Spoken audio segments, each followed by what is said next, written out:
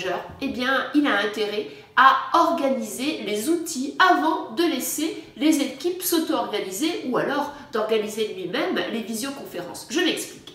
Il est très important de choisir 3 types d'outils en télétravail. Un outil pour communiquer en mode collaboratif, type un Zoom, type bien sûr un Team, ce que vous voulez.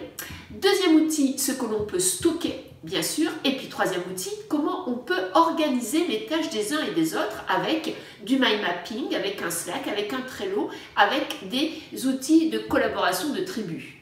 Donc c'est intéressant parce que le manager, eh bien avant de mettre tout le monde sur un outil de collaboration, il a intérêt à proposer à chacun de travailler en binôme pour faire des tutos, voir comment l'outil peut avoir des défaillances, mettre en place peut-être une personne qui sera le self-service, celui qui débuggera, celui qui sera la hotline de toute l'équipe et débuggera les problèmes, pour qu'en fait chacun puisse utiliser les outils un peu mais pas trop, mais surtout savoir qu'il y aura toujours une solution à un problème qui de toute façon arrivera avec le télétravail.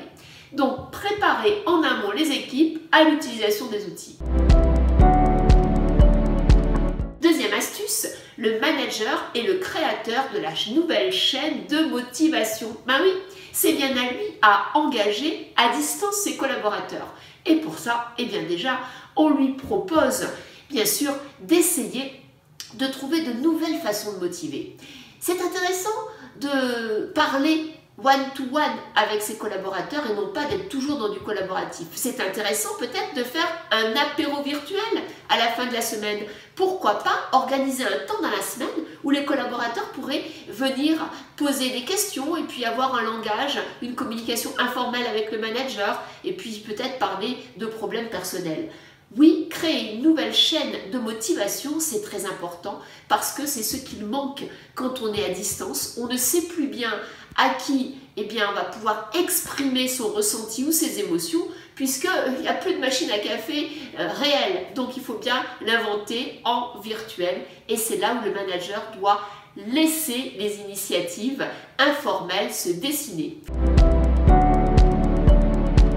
Troisième astuce, très importante, eh bien, il va falloir repenser de nouvelles routines et surtout penser la planification. Alors dans les nouvelles routines, déjà, c'est important de ne plus penser la gestion du temps par rapport à ce qui doit être fait, mais pourquoi pas la penser à l'envers par rapport aux breaks qui sont essentiels pour chacun des membres de l'équipe.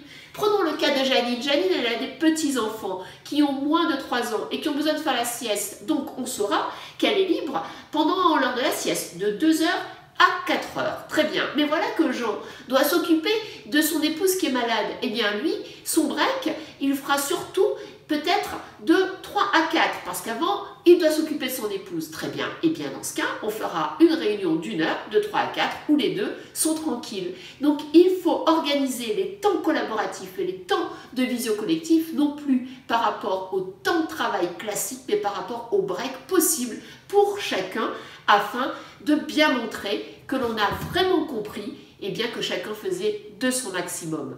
Et c'est très important également d'avoir un petit livrable en termes de planning. Pourquoi pas un cahier où on note ce qu'on doit faire dans la journée et ce qui doit être fait dans la semaine, et puis surtout des nouvelles routines physiques. Bien sûr qu'il faut avoir une chili pour pouvoir boire et se déplacer. Pourquoi? Parce que la sédentarité, ça mène à des maladies qui peuvent être des maladies liées aux muscles, liées à la colonne vertébrale. Bien sûr que toutes les heures, on prend ses poids et on fait un petit peu d'exercice pour pouvoir solidifier son dos. Parce que son dos, il ne doit pas être courbé, il doit toujours être bien droit. Donc toutes ces petites astuces, on en parle beaucoup, mais maintenant, il faut les mettre en pratique.